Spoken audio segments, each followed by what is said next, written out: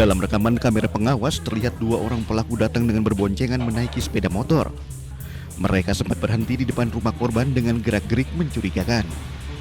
Tak lama kemudian, salah seorang pelaku turun dari kendaraan dan langsung menghampiri pintu pagar rumah warga tersebut. Hanya dalam hitungan detik, pelaku menyulutkan api hingga membakar bagian pagar rumah. Sebelum akhirnya kedua pelaku melarikan diri dari lokasi kejadian. Dari hasil olah TKP, polisi menemukan unsur kesengajaan di mana tercium bau bensin yang menyengat pada area pagar rumah yang dibakar. Ada bau bensin. Posisinya sudah menyala, jadi langsung menghubungi polsek dari pihak korban. Belum diketahui secara pasti motif pelaku melakukan aksi pembakaran tersebut. Hingga saat ini polisi masih terus mengumpulkan bukti serta memeriksa sejumlah saksi guna kepentingan penyelidikan. Dari Depok, Jawa Barat, Iyung Rizky, iNews melaporkan.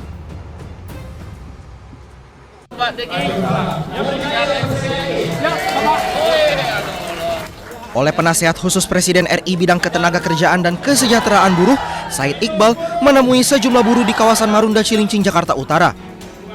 Said Iqbal mengatakan akan turun langsung menindaklanjuti informasi mengenai isu pemutusan hubungan kerja atau PHK di Tokopedia dan TikTok untuk memperoleh fakta sebelum pemerintah mengambil langkah lebih lanjut. Menurut Said Iqbal, sektor ekonomi digital memiliki karakteristik yang berbeda dengan industri manufaktur sehingga setiap persoalan ketenagakerjaan harus dilihat secara komprehensif. Tapi kalau masalahnya adalah karena situasi pasar di mana mereka kan istilahnya money burn, membakar uang. Kalau itu kemudian membuat mereka merugi, tentu kita akan diskusi hak-hak buruhnya. Tidak boleh dilanggar. Demikian. Sebelumnya, rumor tentang pemutusan hubungan kerja atau PHK terhadap 90% karyawan Tokopedia dan TikTok ramai beredar di media sosial. Dalam waktu dekat, Said Iqbal menargetkan dapat bertemu dengan para pekerja Tokopedia dan TikTok bersama Kementerian Ketenagakerjaan untuk memperoleh gambaran langsung mengenai kondisi yang terjadi dengan tetap menjunjung tinggi hukum yang berlaku. Dari Jakarta, Rizky Falufi, iNews melaporkan.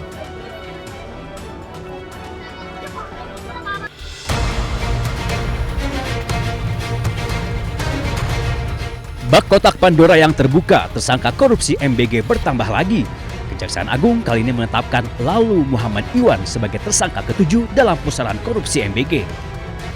Kejagung menyebut Sekretaris Deputi Bidang Promosi dan Kerjasama Badan Gizi Nasional ini terlibat korupsi penjualan ompreng atau food tray.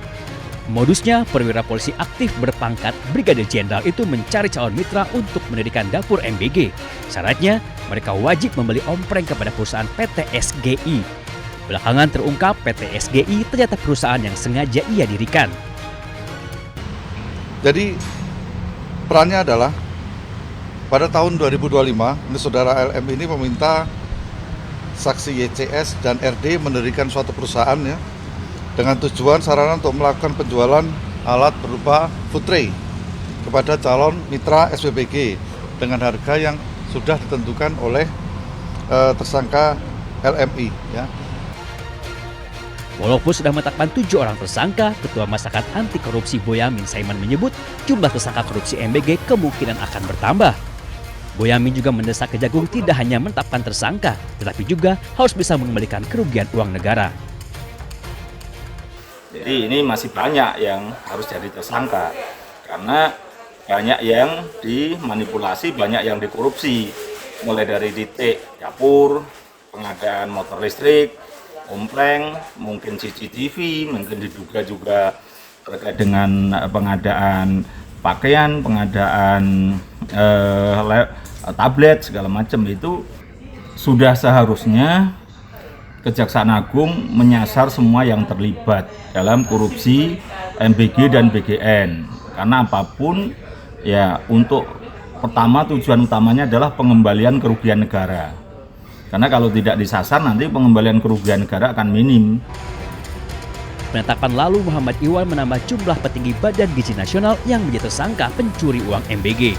Sebelumnya, Kejagung sudah lebih dulu menangkap Ketua BGN Dedang Hindayana dan 2 wakilnya, Sony Sonjaya dan Lodewi Kusum. Menyusul 3 tersangka lainnya dari pihak swasta, yakni Asep Yusuf Somantri, Glory Harima Sihombing, dan Andri Mulyono. Tim Liputan iNews melaporkan.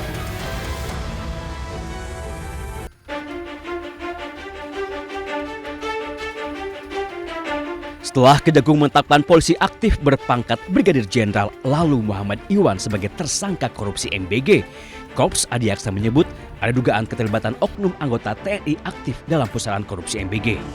Kejagung menyebut oknum TNI berpangkat kolonel itu berinisial BU. Di dalam tubuh Badan Gizi Nasional, BU memiliki jabatan ganda, yakni sebagai Sekretaris Deputi Bidang Penyediaan dan Penyaluran dan Pejabat Pembuat Komitmen atau PPK. Sebagai petinggi di Badan Gizi Nasional, BU diduga ikut kong-kali kong mengatur penggelembungan harga barang dan jasa, termasuk pengadaan sepeda motor listrik yang jumlahnya mencapai 21.801 unit. Walaupun sudah menemukan keterlibatan oknum TNI, namun Kejagung tidak bisa serta-merta memproses BU karena masih berstatus TNI aktif. Penanganan terhadap oknum tersebut, yaitu saudara BU, itu dilaksanakan secara koneksitas bersama dengan penyidik pada Jaksa Agung Muda Militer. Jadi perkara itu termasuk sepeda motor ya, pengadaan sepeda motor itu karena ada keterlibatan oknum TNI aktif. Mendengar anggota yang diduga terlibat korupsi MBG, Mabes TNI langsung buka suara. Kapuspen TNI Brigjen Muhammad Nas menyebut terkait masalah BU akan berkoordinasi dengan Kejagung. Jika terbukti korupsi, maka BU akan ditindaklanjuti sesuai ketentuan hukum. Dalam lingkaran korupsi MBG, Kejagung telah menetapkan 7 orang tersangka, 4 orang petinggi Badan Gizi Nasional, 3 lainnya dari pihak swasta. Tim Liputan Ainus melaporkan.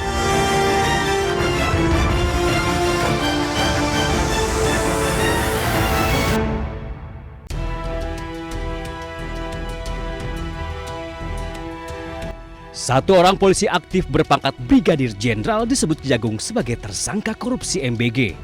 Ia adalah Brigjen Pol Lalu Muhammad Iwan Mahardan. Iwan terlibat dalam proses jual beli food tray atau ompreng yang ternyata menyalahi aturan. Istana angkat suara. Kepala Badan Komunikasi Pemerintahan Muhammad Kodari menyebut walaupun berpangkat jenderal, namun proses hukum terhadap Iwan harus tetap berjalan tanpa pandang bulu.